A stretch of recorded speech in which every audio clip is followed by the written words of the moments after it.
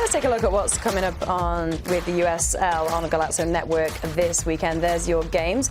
We've got a great game on Friday at 7 p.m. Lexington against Greenville Triumph. Moving over to Saturday, we've got this brilliant double-header. Indy 11 against Detroit City at 7 p.m. And then following that, Sacramento Republic against Memphis at 9:01. Make sure you tune in. I'm very pleased to say that we're joined by Danny Dichio, the head coach of Detroit City FC. Danny, it's really great to speak to you. I mean, you know, I've watched you many a times with a QPR shirt, a Sunderland shirt on, but now it's absolutely fantastic to see you as a manager. I know it's early days, only 2 games in, but 2 wins. Maybe hard to say, but an impressive start. How much can you take from that? Well, listen, wins breed confidence, and you know the boys have been working ever so hard in pre-season, along with my staff in prepping them. We've got about 5 or 6 new players that came into the group, and we had a strong core already. But just trying to implement your different tactics and different training plans has been really well received. And as you said, those small wins early on in the season just really kind of confirms to the group what we're trying to do is hopefully trying to make us successful this season. And I can't give enough credit to the group and to the staff in just the work that they've put in so far. But as you said, it's still very early days, Charlie. We're being very humble and kind of calm with our emotions. We know it's a long season and a long season ahead for us, but we're happy with our start, as you would be with 2 wins, 1 away win and 1 home win so far. But Danny, you've been obviously waiting for an opportunity like this for some time. You were the assistant in Sacramento before taking this job, a long time in the Toronto FC setup from a coaching point of view. So now that you finally get the chance to take on the full management of a team, how did you approach taking over this Detroit City club? Well, listen, I spoke with the club towards the end of last season when we were in the playoffs with Sacramento. We had a really successful couple of seasons in Sacramento. We got to the US Open Cup final the year before. And I just felt that it was time. And I'd spoken to Mark Briggs, who was the head coach at the time, that I wanted to really kind of push on and be my own head coach. It was something that I didn't know for sure that I wanted to do. I love being, obviously, an assistant coach. I love being around the players and having that close kind of contact with them and that connection.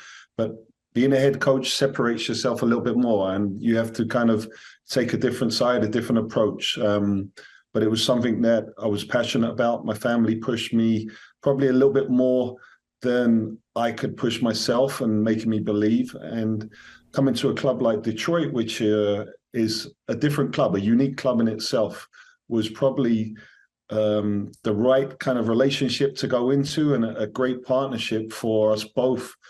Because they've had a fantastic coach for the last 5 years in Trevor James, who's done a really good job.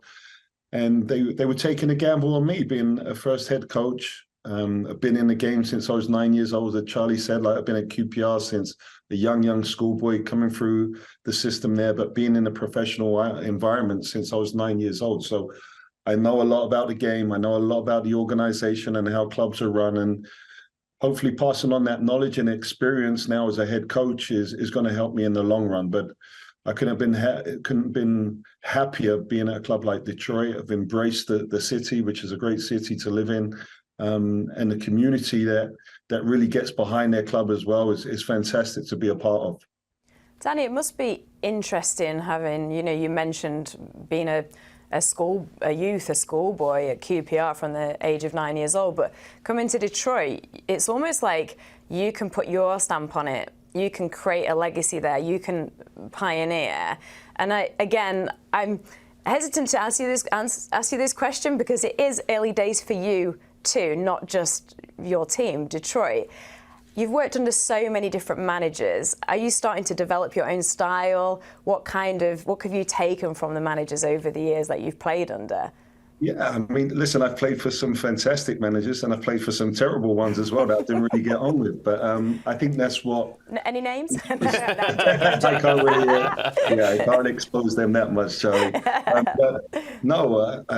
Some of the guys I played for were huge mentors to me in like Ray Wilkins, who sadly passed away now, and Dennis Wise at a younger age, and even Peter Reid, who was an England captain in his day, but we had 4.5 fantastic years up at Sunderland where I really, really took on a lot of his man management skills, not so much the tactical side, but the way he controlled the group, the way he looked after number 12 to 20 on the roster and keeping everyone involved was a huge influence on me, and something that I carry through with my management style as it goes. So for me, it's about understanding different personalities, different characters within the team, understanding that you're a role model with the club itself, being a leader now instead of just being a player or an assistant coach. And you have a huge responsibility to take care of those 20 players or 22 players that you have in your roster, but also keep everyone on your staff happy and keep all the personalities. And we've got a lot of new personalities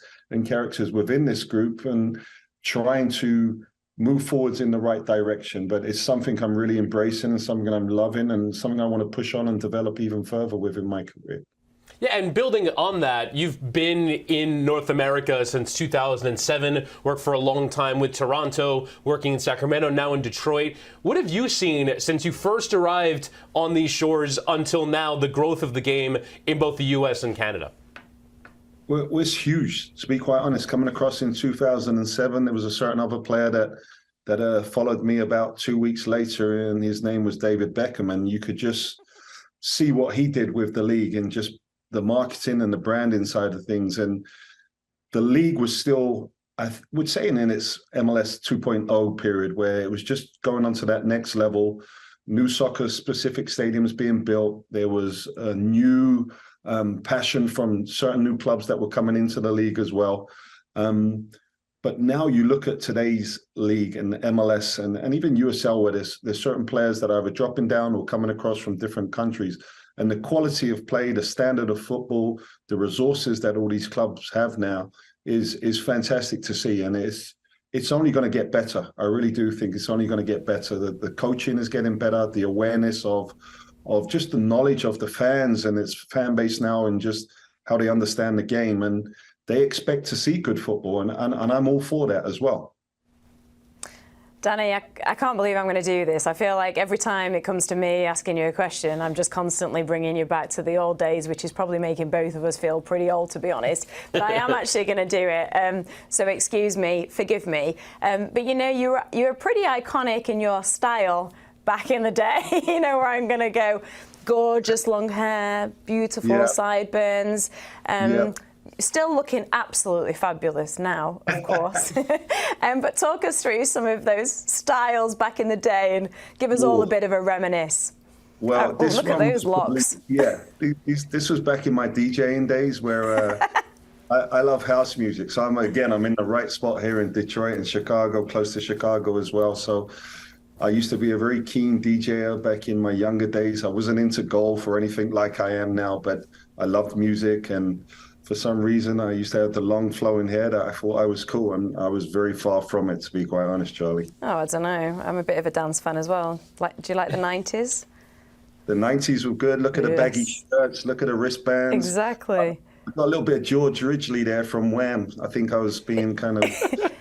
Is there a few highlights as well? Spectacular. Yeah, they got the frosted tips in there. I think David Beckham might have copied you on that as well, right? Yeah, well, listen, I grew up with Becks in our younger days, like in the London teams and district teams, and seeing him come across at the same time. We played against each other at a professional level when he was at Man United. I was at QPR and Sunderland. So to see him come across and, as I said, push the league even further, but to have as many disastrous haircuts as what I had in my younger days is only pleasing to see. I think we might have got. Have we got one more photo? Or are we finishing? We're finishing on the frosted tips. Look at that. That hair is something else. That is spectacular, my friend. One as well. Thanks for that, guys. I really appreciate you bringing up them photos. Sorry, I feel so bad.